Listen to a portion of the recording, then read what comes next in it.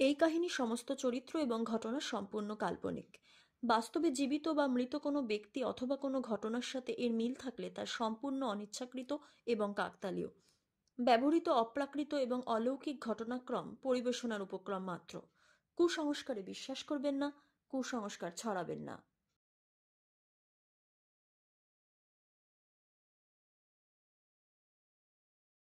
নমস্কার, আপনারা শুনছেন 221B হ্যারিসন রোড, বাংলার ভূত বাংলার ভয়, উল্টো পাল্টা গল্প নয়। আমি প্রত্যয়, আর আমার সাথে আছে সুমিতেন্দ্র। আজ আপনারা শুনবেন অঙ্কিতা ঘোষের লেখা গ্রাম বাংলার ভূতের গল্প কালমুনির জঙ্গলের সেই ভয়।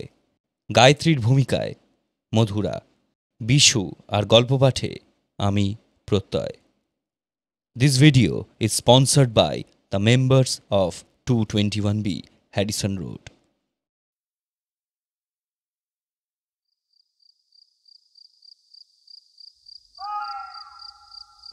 অমাবস্যার রাত, আকাশে চাঁদের স্নিগ্ধ আলোর অভাবে অন্ধকার রাতের প্রকৃতি গভীর ঘুমে আচ্ছন্ন হয়ে আছে।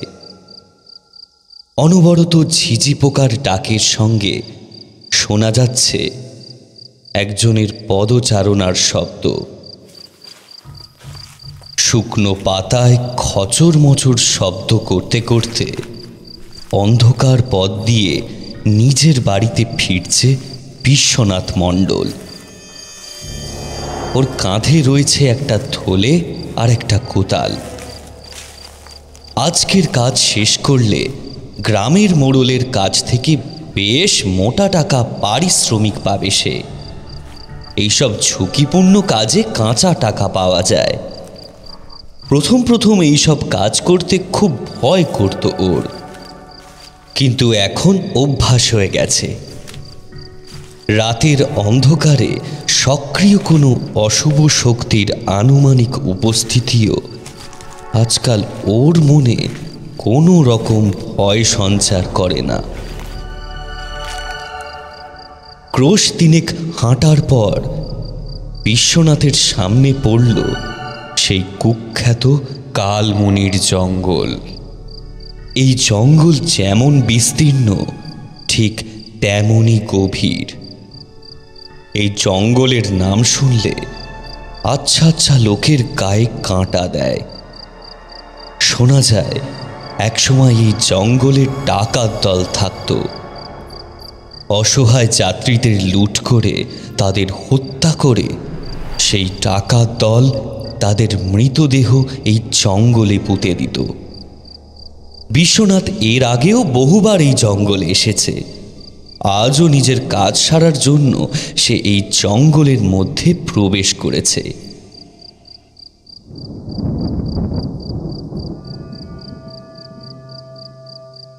আকাশ ততক্ষণে ধারণ করেছে লাল রং। মেঘের মধ্যে দিয়ে ভেসে আসছে মৃদু গর্জন। টিপ টিপ করে একটা দুটো জলের ফোঁটা বিশ্বনাথের মুখে পড়ল। ব্যাস, এই শুরু। ক্রমে ক্রমে বাড়তে শুরু করল বাতাসের বেগ। বৃক্ষরাজি বাতাসের সঙ্গে মেতে উঠল কুস্তিতে। শুরু হলো বজ্রপাত সহ মুষলধারে বৃষ্টি। জঙ্গলের মধ্যে পাথরের মতো কিছুক্ষণ দাঁড়িয়ে রইল বিশ্বনাথ। এই দুর্যোগে এত ভারী থলে নিয়ে সে এগোবে কি করে? কিন্তু এই কাজ আজই শেষ করা চাই।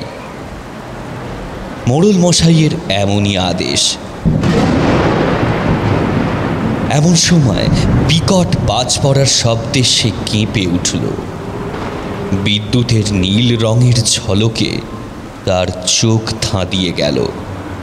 পরিবেশের উন্মত্ততায় এমন ভয়াল ঝড়ের দাপট যেন আজ বিশ্বনাথ সমেত পুরো জঙ্গলটাকে অতলে তলিয়ে দেওয়ার পরিকল্পনা করেছে।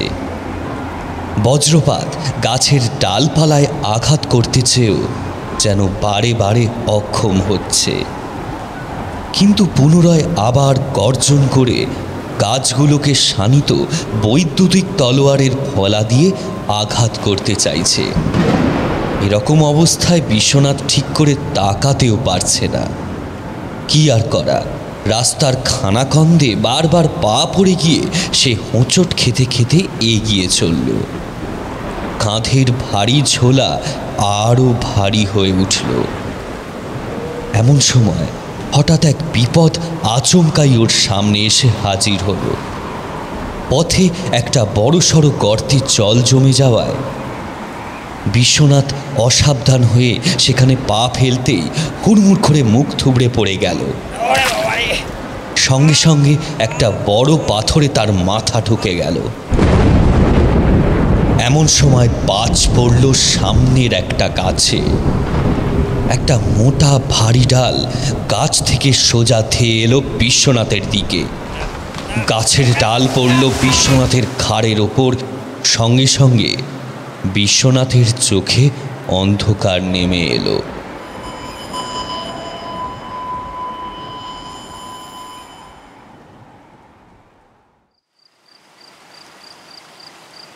এই শুনছো? ওঠো, ওঠো বলছি, ওঠো, আমার কথা শুনতে পাচ্ছ? ওঠো না। বেশ কিছুক্ষণ পর মিষ্টি মেলি কণ্ঠ শুনে বিশ্বনাথ চোখ খুলল। ওঠো। তখনও ঝিরঝির করে বৃষ্টি পড়ছে। বিশ্বনাথ অনুভব করল ওর সামনে একজন মেয়ে দাঁড়িয়ে রয়েছে। বিদ্যুতের ঝলকে মেয়েটির মুখটা স্পষ্ট দেখা যাচ্ছে। মেয়েটির বয়স এই 19-20 হবে। পরনে খাটো করে পরা শাড়ি, মাথায় একটা হাত খোপা। বৃষ্টিতে সে সম্পূর্ণ ভিজে গেছে। মেয়েটি বলল, তুমি ঠিক আছো তো? আমি অনেক চেষ্টা করে তোমার ঘাড়ের উপর থেকে ওই মোটা ডালটা সরাতে পেরেছি। তোমার ভাগ্য ভালো যে অত বড় একটা ডাল তোমার ঘাড়ে পড়ার পরেও তোমার কিচ্ছু হয়নি। বিশ্বনাথ উঠে বসার চেষ্টা করল। ওর সারা শরীরে প্রচণ্ড যন্ত্রণা, মাথাটাও সামান্য ফেটেছে। মেয়েটি আস্তে আস্তে বিশ্বনাথকে উঠে বসতে সাহায্য করল। বিশ্বনাথ বলল,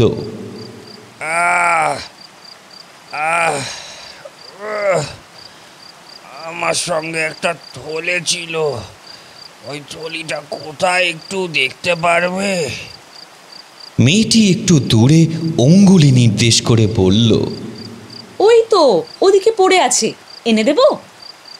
বিশ্বনাথ আস্তে আস্তে ওঠার চেষ্টা করল। না, তুমি পারবে না। সে কোনো রকমে উঠে দাঁড়িয়ে থলেটা কাঁধে নেওয়ার চেষ্টা করল। গাছের মোটা ডাল পড়ে বিশ্বনাথের কাঁধ প্রায় অকেজো করে দিয়েছে।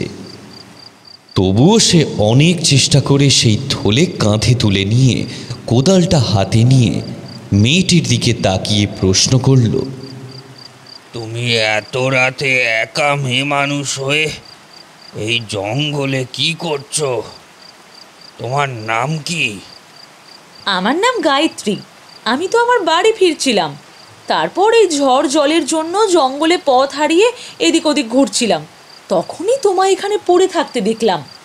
তোমার বাড়ি কোথায়? এই জঙ্গল পার করেই আমার গ্রাম। আচ্ছা, তুমি আমার সঙ্গে এসো, আমি তোমায় ছেড়ে দেব। আমার জন্য তুমি এত কষ্ট করবে? আমি তোমায় তোমার গ্রামে ছেড়ে নিজের কাজ শেষ করে বাড়ি ফিরব। তুমি আমার প্রাণ বাঁচিয়েছ, তোমার জন্য এইটুকু তো করতেই হবে। বেশ, তাহলে বৃষ্টি আরো জোরে পড়ার আগেই চলো আমরা এগিয়ে যাই। তোমার কোদালটা আমার হাতে দাও, ওইটুকু তো আমি ধরতেই পারবো। ঝিরঝিরে বৃষ্টির মধ্যেই ওরা দুজন এগিয়ে গেল জঙ্গলের আরো গভীরে। দূরে কোথাও কুকুরের দল তখন এক নাগারে কেঁদে চলেছে। জন্তু জানোয়ারের দল শুধু শরীরীদের দেখে না, তারা দেখতে পায় অশরীরী নিরাকার আত্মাদেরও। তাই বোধহয় তারা ক্ষণে ক্ষণে কেঁদে ওঠে। কিন্তু শুধুই কি তাই? জন্তুরা হয়তো আসন্ন বিপদেরও গন্ধ পায়। তাই বোধহয় তারা অসহায় প্রাণীটির মর্মান্তিক পরিণতির কথা ভেবে আপন মনে কেঁদে ওঠে। অনেকক্ষণ দুজনের মধ্যে নিস্তব্ধতা বিরাজ করছিল। শেষে বিশ্বনাথ বলে উঠল, তুমি কোথা থেকে বাড়ি ফিরছিলে এত রাতে? আমার দিদির শ্বশুর বাড়ি থেকে।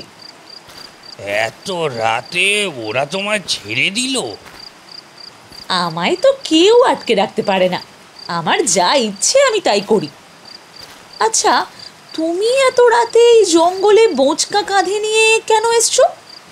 আবার সঙ্গে একটা কোদালও আছে দেখছি।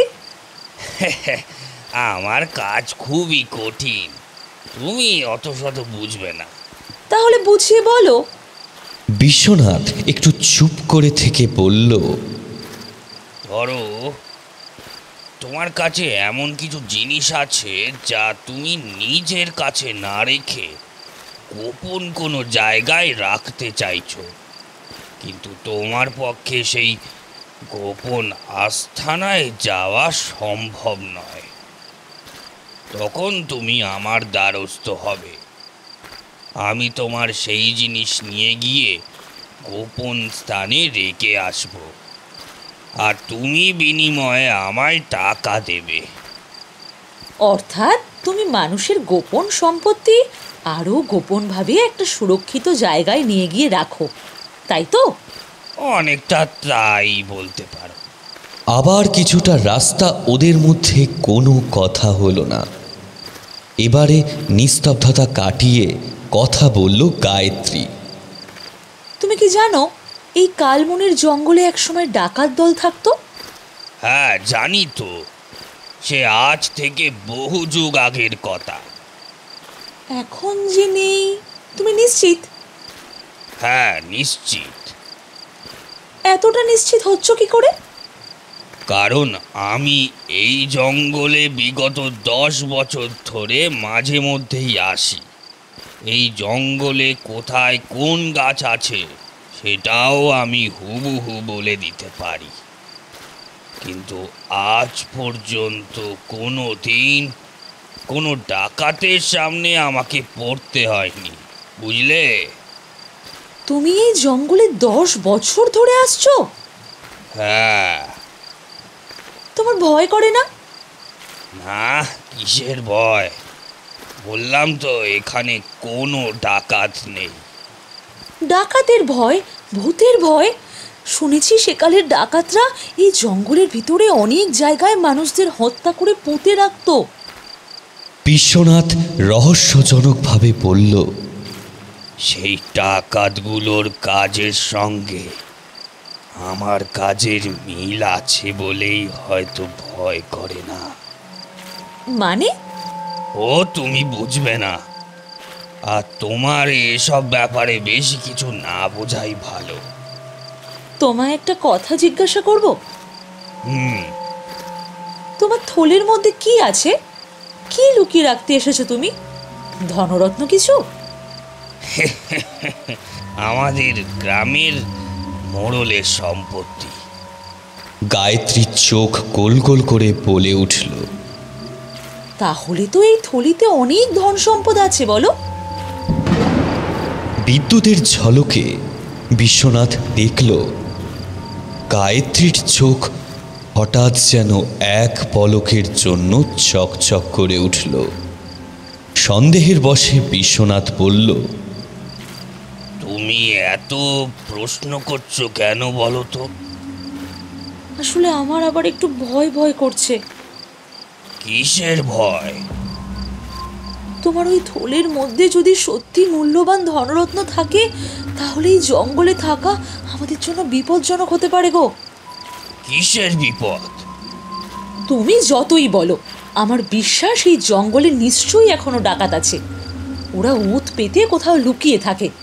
ধনরত্ন টাকা পয়সা নিয়ে আজও যদি কেউ এই জঙ্গলে প্রবেশ করে, নিশ্চয়ই ওরা তাকে হত্যা করে তার সব লুট করে নেবে।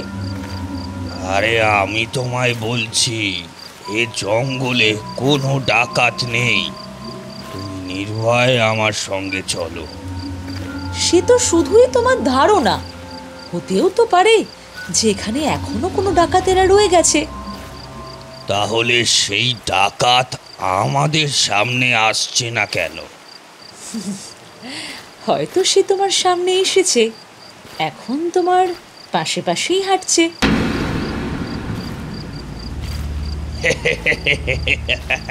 তুমি তুমি ডাকাত নিজের চেহারা দেখেছো আয়নায়?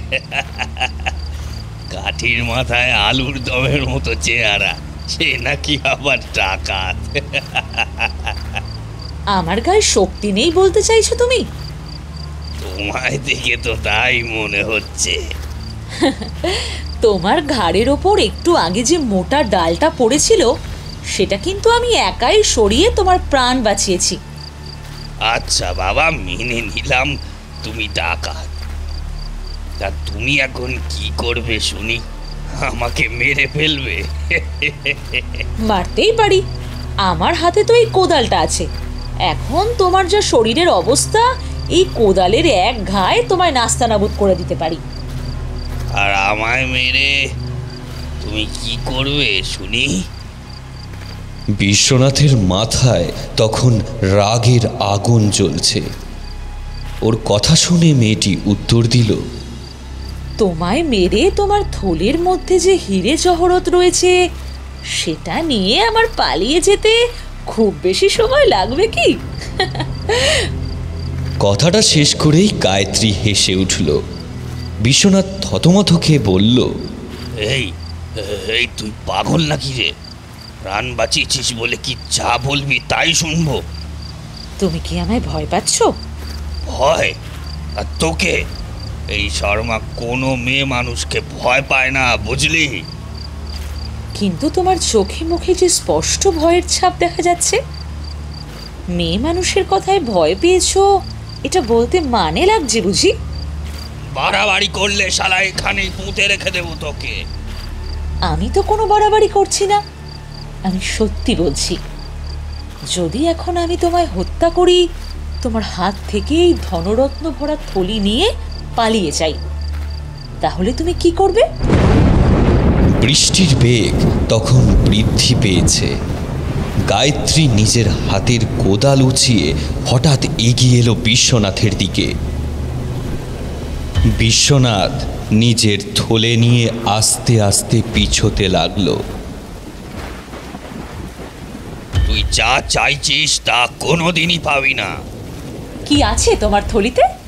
অনেক রত্ন, অনেক মোহর, তাই না? তাই তো আমার মতো মেয়ে মানুষকে এই অন্ধকার ঝড়ের রাতে নির্জন জঙ্গলের মধ্যে তুমি ভয় পাচ্ছ। কোদাল নামিয়ে দে বলছি, নামা। না নামালে কি করবে তুমি? দেখবি আমি কি করব, দেখবি তুই। এই বলে বিশ্বনাথ নিজের হাতের থলে মাটিতে রাখল। থলের মুখটা একটা মোটা নারকোল দড়ি দিয়ে বাঁধা ছিল। বিশ্বনাথ এবারে সেই দড়ি খুলতে লাগলো। গায়ত্রী দাঁড়িয়ে দাঁড়িয়ে এক দৃষ্টে তাকিয়ে রইল কেবল। নিজের হাতের কোদালটা সে শক্ত করে ধরেছিল। বিশ্বনাথ তাড়াতাড়ি থলের মুখ খুলে দিয়ে বলল, নে, এর মধ্যে যা আছে তোর, নে নে দেখ। বলেই বিশ্বনাথ থলিতে একটা লাথি মারল। সঙ্গে সঙ্গে থলে থেকে কিছু একটা গড়িয়ে গায়ত্রীর পায়ের সামনে গিয়ে থামল। গায়ত্রী বিস্ফারিত দৃষ্টিতে তাকিয়ে রইল সেই দিকে। থলে থেকে ছিটকে বেরিয়ে পড়া জিনিসটা একটা মানুষের কাটা মুন্ডু। সেই সঙ্গে মাটিতে ছিটকে পড়েছে সেই শরীরের আরো কিছু ছোট ছোট করে কাটা অঙ্গ। বিশ্বনাথ পাগলের মতো হাসতে শুরু করলো, বলল, কি বলেছিলাম তোকে? আমি মানুষের গোপন জিনিস আরো গোপন করে রাখি। এই যার কাটা দেহটা দেখছিস, এই মেয়েটা ছিল আমাদের মোড়ল মশাইয়ের রক্ষিতা। মোড়ল মশাই এই মেয়েটিকে খুন করে আমায় ডেকে পাঠায়। একটা গোটা দেহ নিয়ে যেতে সমস্যা হতে পারে বলে মোড়ল মশাই নিজের লোকেদের দিয়ে এই মেয়েটির দেহ টুকরো টুকরো করে কেটে আমায় থলেতে ভরে দিয়েছে। এতক্ষণ আমি এই দেহ নিয়েই যাচ্ছিলাম।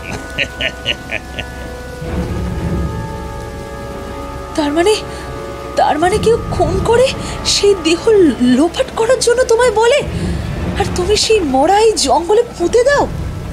ভারী বুদ্ধি তো তোর। তাই যদি আগে বুঝতে পারতিস তাহলে আজ তোকে মরতে হতো না। তুই আমার কথা জেনে গেছিস, তোকে কি বাঁচিয়ে রাখা যায়? ভাবছি এই মেয়েটার কাটা দেহের সঙ্গে তোর মৃতদেহটাও আজ একসাথেই পুঁতে দি।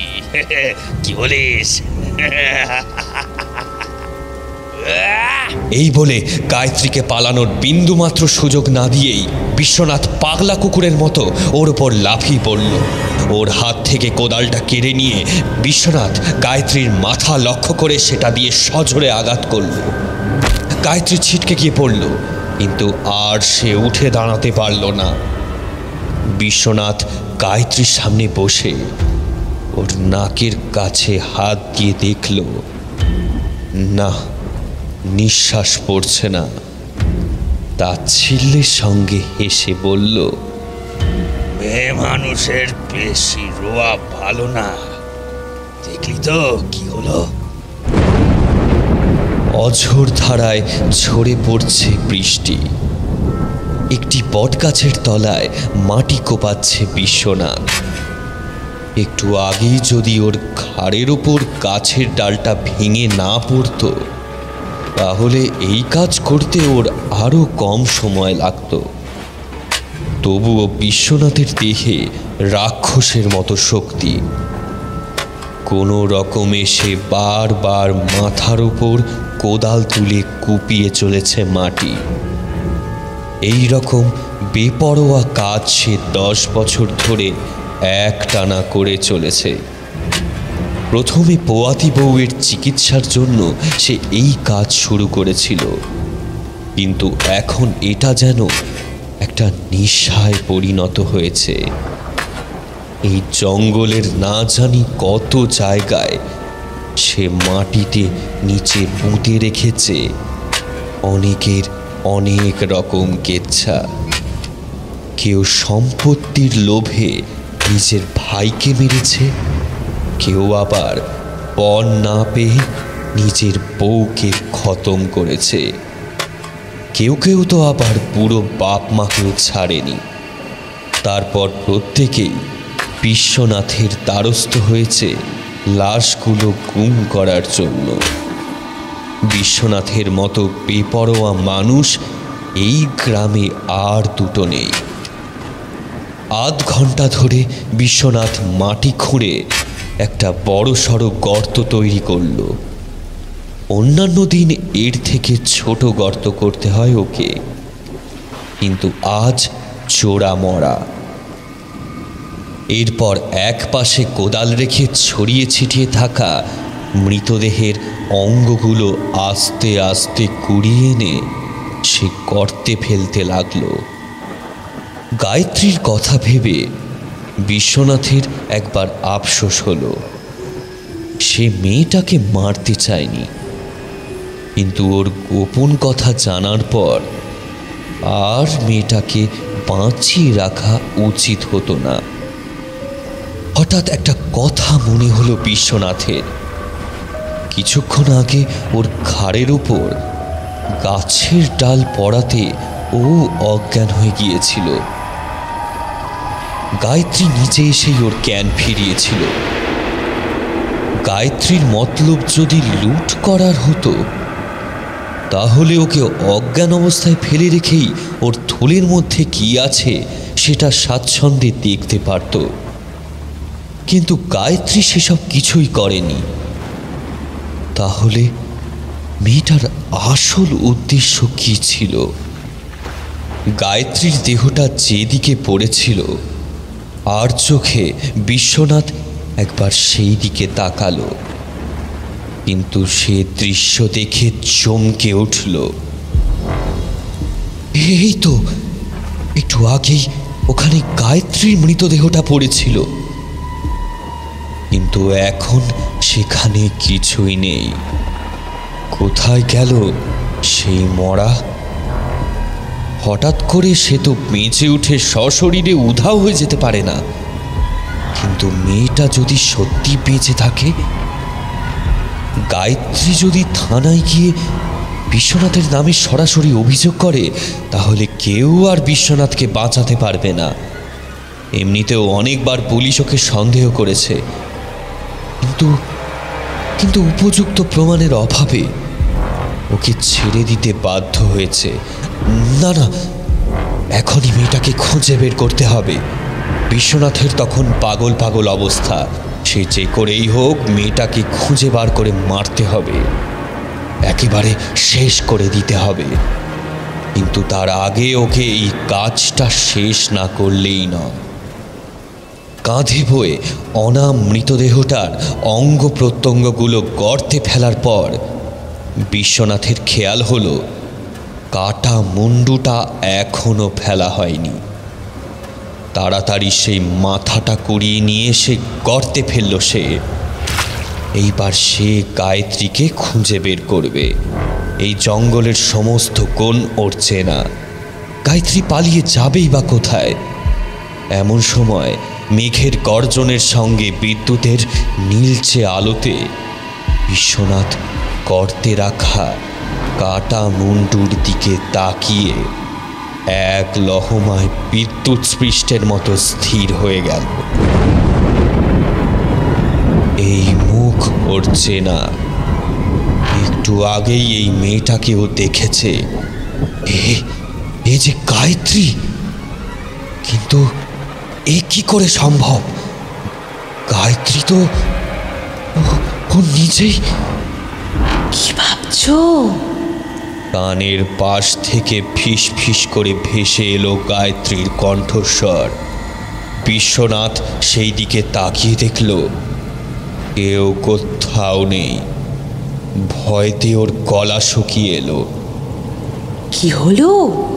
ভয় পাচ্ছ বুঝি? আবার সেই কণ্ঠস্বর ভেসে এলো অন্য পাশ থেকে। এদিক ওদিক কি দেখছো? নিচে তাকাও। বিশ্বনাথ তাকালো সেই গর্তের দিকে। গর্তের মধ্যে রাখা খণ্ড বিখণ্ড দূরে গিয়ে একটা আধ খ্যাচরা মেয়েলি শরীরের রূপ নিয়ে নিজে থেকেই আস্তে আস্তে গর্ত ছেড়ে উঠে আসছে। এ যে গায়ত্রী। গায়ত্রী হাসতে হাসতে বিকৃত একটা গলায় বলে উঠল,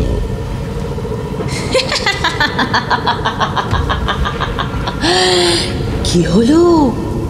এবারও ভয় পাচ্ছ না বুঝি? আমার ছেড়ে দাও, আমার ছেড়ে দাও, আমার ছেড়ে দাও। তুমি একটা কথা ভুল বলেছিলে। আমি তোমাদের মোড়ল মশাইয়ের রক্ষিতা ছিলাম না, আমি ছিলাম ওর শালি। দিদির বাড়িতে ঘুরতে আসায় হয়েছিল আমার কাল। আমার জামাইবাবুর যে আমার দিকে কুদৃষ্টি ছিল তা আমি জানতাম না। আজও এমন একটা কাজ করলো যে নিজের সম্মান বাঁচাতে ওকে বাড়ির সবার সামনে আমি চড় মারলাম। তারপর সুযোগ বুঝে ও ব্যাটা রাগের মাথায় আমার গলা টিপে খুন করলো। ওর বাড়িতে ওর খুব দাপট, তাই কেউ কোনো প্রতিবাদ করতে পারল না, আমার দিদিও না। এই ঘটনা গ্রামবাসীদের কাছ থেকে লুকোনোর জন্য আমার দেহ কুচি কুচি করে কেটে বস্তাবন্দি করে তাই ও তোর হাতে দিল আমার লাশ গুম করার জন্য। কিন্তু আমার লাশ তো আর গুম করা যাবে না। আমি আবার ফিরে যাব নিজের মৃত্যুর প্রতিশোধ নিতে। তুই আমায় কোনোভাবেই বন্দি করতে পারবি না। আজই আমি মোড়লকে মারব, ওর সাকরেদেরও মারব, কিন্তু তার আগে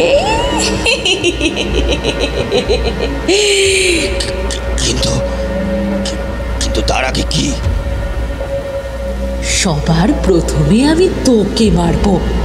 শুধু আমি না, আমরা সবাই মিলে তোকে শেষ করব। আজ অমাবস্যা, আজকের রাত্রেই অতৃপ্ত আত্মারা এই জঙ্গলে বিচরণ করে। আজ সেই সব অতৃপ্ত আত্মারা একসাথে বেরিয়ে আসবে, প্রতিশোধ নেবে। বিশ্বনাথের চোখের সামনে মাটি ফুঁড়ে গাছের চারার মতো বেরিয়ে এলো অসংখ্য পচা গলা, ক্ষতবিক্ষত দেহ। তারা প্রত্যেকেই যেন আজ জীবন্ত হয়ে উঠেছে। বিদ্যুতের ঝলকানিতে প্রত্যেকের বিকৃত মুখ স্পষ্ট দেখা যাচ্ছে।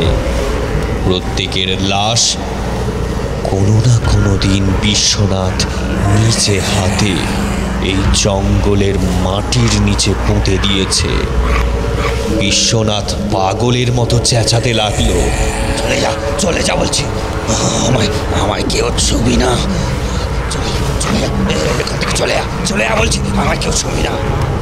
কিন্তু সেই ছায়া মূর্তিরা হেলতে তুলতে এগিয়ে এলো ওর দিকে। তারপর বীভৎস বজ্রবিদ্যুতের শব্দের সঙ্গে কালমনির জঙ্গলের অন্ধকারে মিলিয়ে গেল বিশ্বনাথের অন্তিম আর্তনাদ।